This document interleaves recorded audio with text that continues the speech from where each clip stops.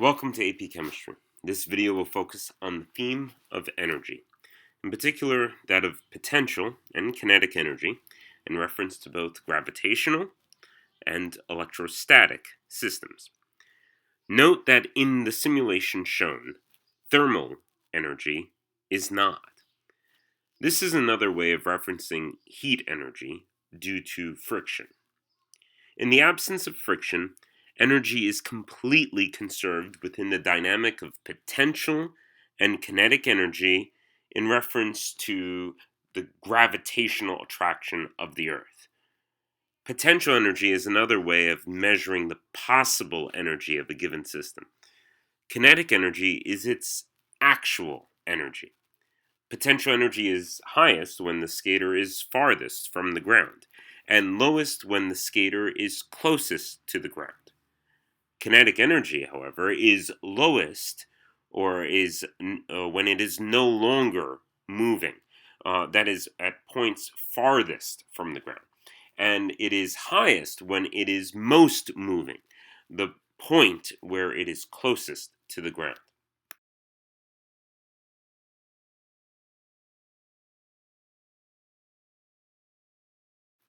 So, what is friction?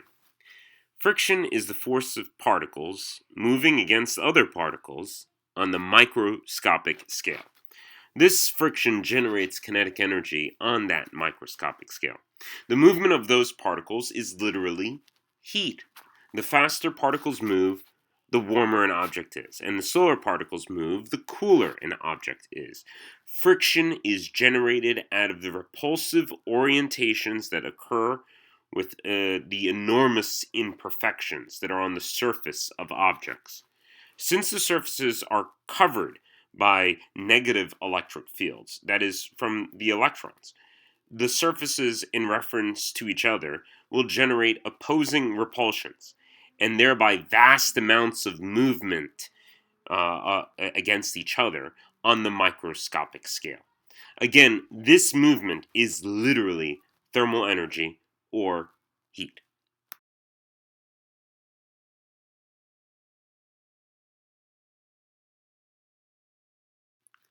So, although heat is not being included here, even if we did, energy would still be conserved. For the kinetic and potential energy displayed here is simply on the macro scale. And the heat energy that is not displayed here is simply kinetic energy on the micro scale.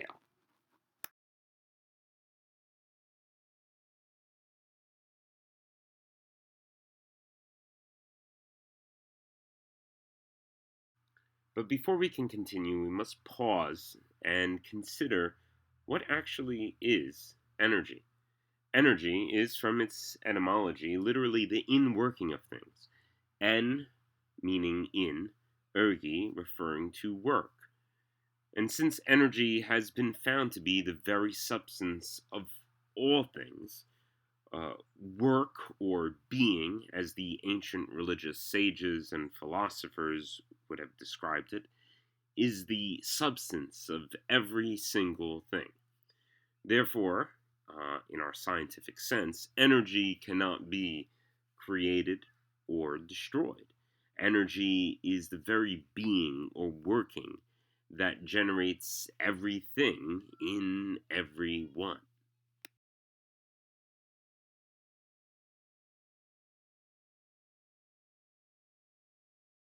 Scientifically, however, we need a more quantitative definition.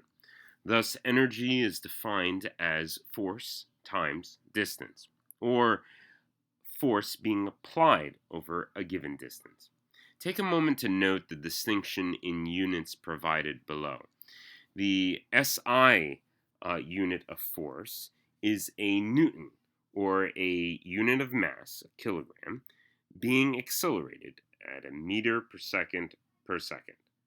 The SI unit of energy, however, is the joule, or a unit of mass, a kilogram, being accelerated meter per second over a given distance, measured in meters.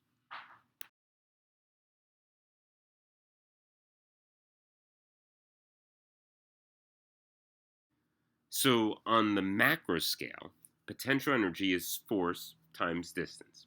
But in this case, the distance is the distance from the ground, or height, and force is mass times acceleration. In this case, the acceleration is due to the Earth's gravity.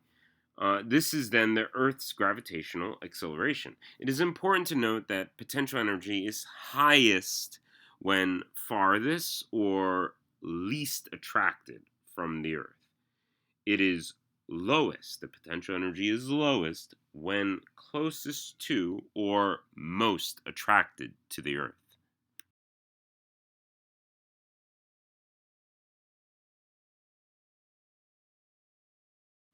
However, on both the macro and the micro scale, kinetic energy is equal to 1 half mv squared. This is an important equation which will actually be on the AP exam. Take a moment to follow its derivation.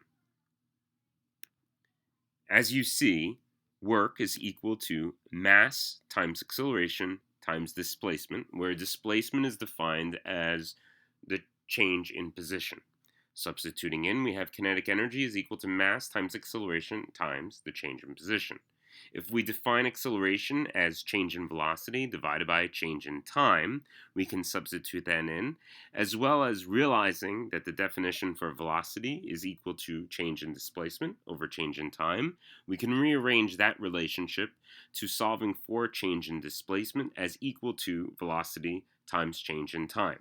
Again, substituting those two relationships down below, we have kinetic energy is equal to mass times change in velocity divided by change in time. That's been substituted in for acceleration. Times velocity times change in time. Again, that was substituted in for change in displacement. Simplifying, because change in time divided by change in time would be equal to 1, we get kinetic energy is equal to mass times change in velocity times velocity. If we define change in velocity as final velocity minus initial velocity, and if we define velocity in general as 1 half final velocity plus initial velocity, then substituting in, we have kinetic energy is equal to 1 half times the mass times final velocity plus initial velocity times final velocity minus initial velocity.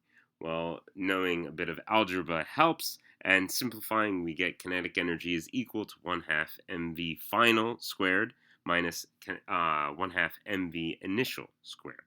If we take the initial value for velocity as 0, that is to find the total kinetic energy of our particle, then we get kinetic energy is equal to 1 half mv squared.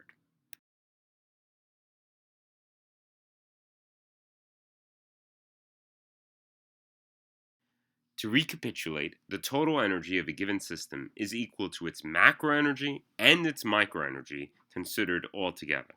The micro energy of a given system is called internal energy and symbolized by the letter U. It is all the energy held by its microscopic particles.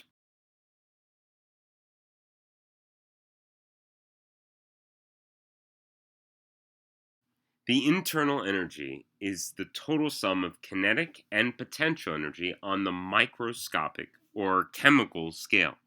The kinetic energy of chemical particles is the heat energy or total movement of those particles. This movement can be translational, that is, from one location to another, rotational, about a given axis or i.e., spinning around, or vibrational, the particles moving in and out, or even scissoring back and forth in sync or out of sync with each other.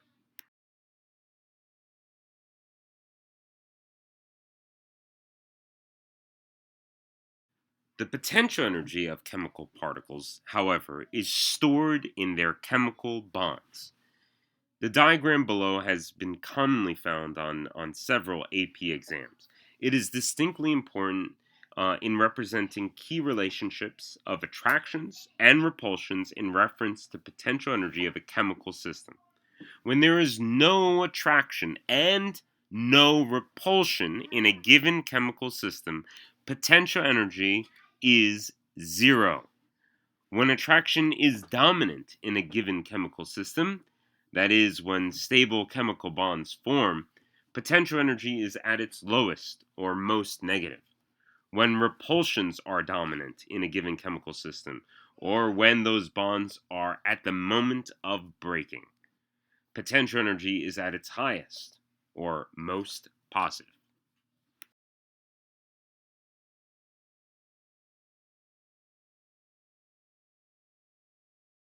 The essential takeaways of this video are as follows. Potential energy is the possible energy of a given system. Potential energy is more negative with attractions and more positive with repulsions. Potential energy is zero when charges are infinitely far apart, but more negative when attractions between charges are dominant, and more positive when repulsions between those charges become dominant. Kinetic energy is the actual energy in a given system, and the equation kinetic energy is equal to 1/2 mv squared measures the kinetic energy for a given particle. Till next time when we consider the mysteries of the absolute, Crip.